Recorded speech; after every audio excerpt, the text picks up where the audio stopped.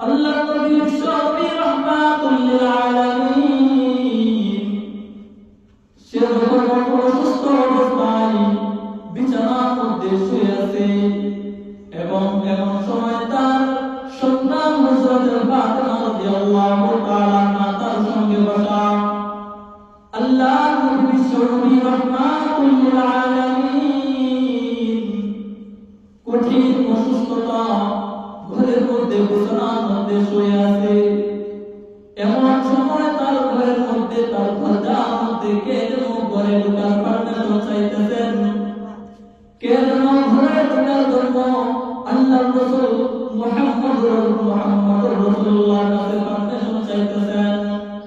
আল্লাহর নবী বিশ্বনবী রাহমাতুল লিল আলামিন এবার তার মেয়ে ফাতেমাকে ডাক দিয়ে বলেন, ও মা ফাতেমা, ঘরের মধ্যে ঘরে ঢোকার জন্য কে যেন আমি মুহাম্মদের কাছে ঘরে ঢোকার পারমিশন চাইতেছে, কে যেন দরজার মধ্যে সালাম দিতেছে।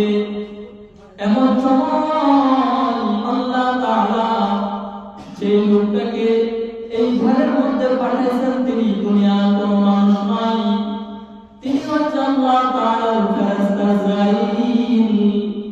আল্লাহ তাআলা যখন আজরাইলকে মানুষের কাছে পাঠায়, এই আজরাইলকে যে ব্যক্তি মৃত্যুবরণ করবে এই ব্যক্তি ছাড়া অন্য কোনো মানুষ দেখতে পারে না। আল্লাহ রাসূল যখন ফাতেমাকে বললেন, ফাতেমা, আমি আমার কাছে ঘরে ঢোকার জন্য কে যেন পারমিশন চাইতেছে। আল্লাহ তাআলা আজরাইলকে ডাক দিয়ে বলেন, আজরাইল, তুমি তোমার সুরত ধারণ করো, তুমি তোমার রূপ ধারণ করো, কারণ আমার নবীর আমার বন্ধুর কথা কোনদিন মিথ্যা হতে পারে না। আল্লাহ রাসূল সাল্লাল্লাহু আলাইহি ওয়াসাল্লামের কথা কোনদিন মিথ্যা হতে পারে না, তুমি তোমার রূপ ধারণ করো। আজরাইল আলাইহিস সালাম তার নিজ সুরত তার রূপ ধারণ করলেন। এমন সময় ফাতেমা রাদিয়াল্লাহু তাআলা আনহা দরজার দিকে তাকায় বলেন, আব্বা গো, এমন একজন লোক সারিয়েছে বাবা, আল্লাহর কসম কইরা বলি মক্কা মদিনাতে এমন মানুষ আমার জিন্দেগিতে কোনোদিন দেখি নাই, এমন আকৃতির মানুষ আমি কোনোদিন দেখি নাই বাবা। তার আকৃতি অনেক বড়, তার হাত পা অনেক বড় বড়। ও বাবা জান, এমন একজন মানুষ দরজার মধ্যে দাঁড়িয়ে আছে আমার জিন্দেগিতে কোনোদিন দেখি নাই। আল্লাহর রাসূল এত কষ্ট হওয়ার পরেও তার মাথা আগলায়া, তার মাথা মুবারক আগলায়া দেখতেছেন দরজার মধ্যে কে দাঁড়িয়ে আছে। আল্লাহর রাসূল দেখে ফাতেমাকে ডাক দিয়ে বলেন, ও মা ফাতেমা, দরজার মধ্যে এমন একজন লোক দাঁড়িয়ে আছে, তিনি দুনিয়ার কোনো মানুষ নয়, তিনি তো আল্লাহ তাআলার ফেরেশতা, তিনি তো আল্লাহ তাআলার ফেরেশতা। হাদা মালাকুল মাউত, তিনি তো আল্লাহ তাআলার ফেরেশতা আজরাইল। তিনি তো মানুষের জান কবজ করে, তিনি তো আল্লাহ তাআলার অর্ডারে মানুষের জান কবজ করে। এমন সময় হযরত ফাতেমা রাদিয়াল্লাহু তাআলা আনহা ডাক দিয়ে বলেন, ও আব্বা জান, অনুমতি দেওয়া যাবে না, অনুমতি দেওয়া যাবে না, কারণ আপনি অনেকদিন যাবত ঘরের মধ্যে অসুস্থ অবস্থায় পড়ে আছেন বিছানার মধ্যে। আজরাইল কিসের জন্য আসবে আমার জানার কোনো বাকি নাই, অনুমতি দেওয়া যাবে না, অনুমতি দেওয়া যাবে না, আজরাইল আপনাকে নিয়ে যাওয়ার জন্য আসছে। আল্লাহ নবী বিশ্বনবী রাহমাতুল লিল আলামিন এবার ডাক দিয়ে বলেন, ও ফাতেমা,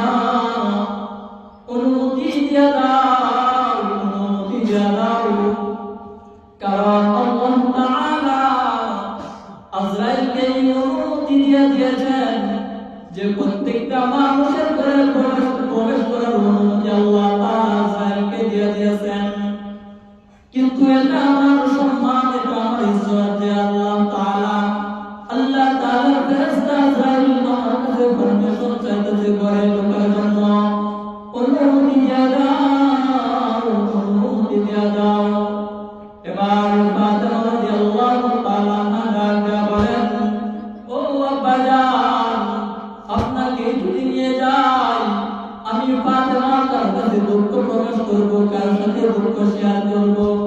হাসান হুসাইন কার সাথে দুঃখ শেয়ার করবে? ও আব্বা জান, অনুমতি দেওয়া যাবে না, অনুমতি দেওয়া যাবে না। আল্লাহ নবী বিশ্ব নবী রাহমাতুল লিল আলামিন সে যখন বলতেছে যে আজরাইলকে কিন্তু আল্লাহ তাআলা ঘরের ভিতরে ঢোকার অনুমতি দিয়ে দিয়েছেন, এই কথা শুনে ফাতেমা রাদিয়াল্লাহু তাআলা আজরাইলকে অনুমতি দিয়ে দিলেন। আল্লাহ তাআলা ফেরেশতা আজরাইল আলাইহিস সালাম মুহাম্মদুর রাসূলুল্লাহ সাল্লাল্লাহু আলাইহি ওয়াসাল্লামের ঘরে ঢোকার পর আজরাইল আলাইহিস সালাম আল্লাহর রাসূলকে সালাম দিলেন, আসসালাতু ওয়াসসালামু আলাইকা ইয়া রাসূলুল্লাহ ইয়া হাবিবাল্লাহ। ও আল্লাহর নবী, আল্লাহ তাআলা আমাকে পাঠাইছেন আপনাকে নিয়ে যাওয়ার জন্য। আপনি যদি যেতে চান তাহলে আপনাকে নিয়ে যাওয়া হবে, আর যদি আপনি দুনিয়াতে থাকতে চান তাহলে আল্লাহ তাআলা আপনার হায়াত বাড়াইয়া দিবেন। এমনকি আল্লাহ তাআলা আপনার হায়াত বাড়াইয়া দিবেন। এমন সময় মুহাম্মদুর রাসূলুল্লাহ তাআলা বলেন, আজরাইল একটু অপেক্ষা করো, একটু ধৈর্য ধরো। আমার কাছে আমার ভাই জিবরাইলকে একটু আসতে দাও, জিবরাইল আমিনকে একটু আসতে দাও। আল্লাহ রাসূল সাল্লাল্লাহু আলাইহি ওয়াসাল্লামের কথা শুনে আল্লাহ তাআলা তার ফেরেশতা জিবরাইল আলাইহিস সালামকে মুহাম্মদুর রাসূলুল্লাহর দরবারে পাঠিয়ে দিলেন। জিবরাইল আমিন মুহাম্মদুর রাসূলুল্লাহকে আইসা সালাম দিলেন, আসসালাতু ওয়াসসালামু আলাইকা ইয়া রাসূলুল্লাহ ইয়া হাবিবাল্লাহ। ও আল্লাহর নবী, আপনি কিসের জন্য আমাকে ডাকছেন? এমন সময় মুহাম্মদুর রাসূলুল্লাহ ডাক দিয়ে বলেন, ও জিবরাইল, আমার নাকি দুনিয়া থেকে চলে যাওয়ার সময় হয়ে গেছে।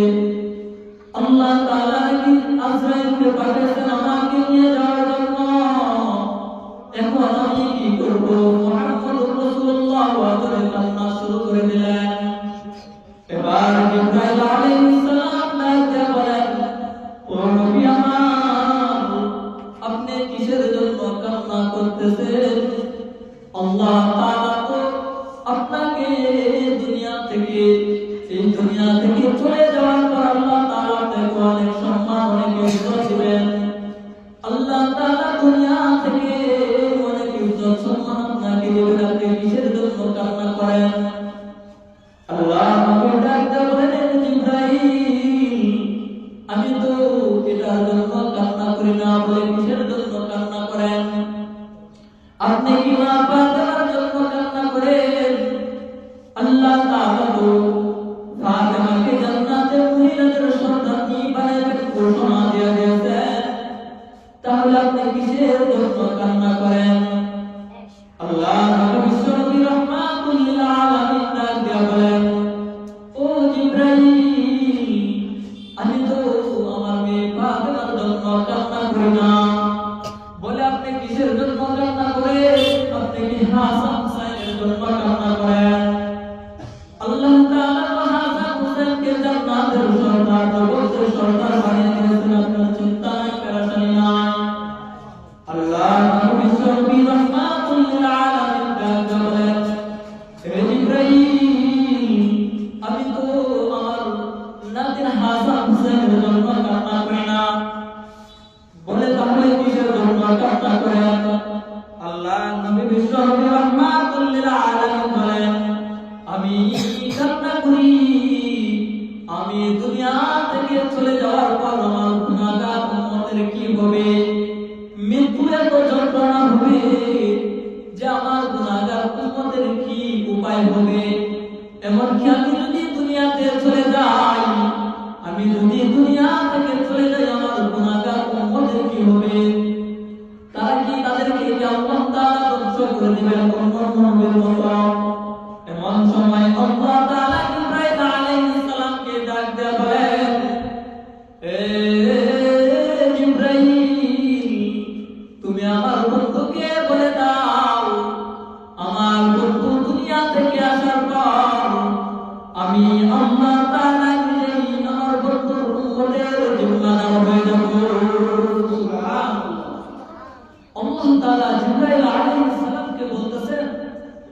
তুমি আমার বন্ধুকে বলে দাও যে আমার বন্ধু দুনিয়া থেকে আসার পর আমার বন্ধুর গুনাহগার উম্মতের জিম্মাদার আমি আল্লাহ হয়ে যাব।